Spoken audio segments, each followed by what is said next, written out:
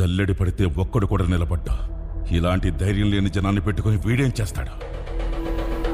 అవును సార్, మీరన్నట్టే మాకు ధైర్యం ఉండేది కాదు, శక్తి ఉండేది కాదు, నమ్మకము ఉండేది కాదు. చావు మా మీద గంతులేసేది. కానీ ఒకడు అడ్డం నిలబడ్డాడని వాడిని ఖాళీ ముందు తల నరికాడు కదా. ఆ రోజు చాలా సంవత్సరాల తర్వాత చావు మీద మేము గంతులేసాం. వాడు కత్తి విసిరిన వేగానికి ఒక గాలి పుట్టింది సార్. ఆ గాలి నరాతిలో ఉన్న ప్రతి ఒక్కరికి ఊపిరిచ్చింది. మీకొక సలహా ఇస్తాను, మీరు మాత్రం అతనికి అడ్డు నిలబడకండి సార్.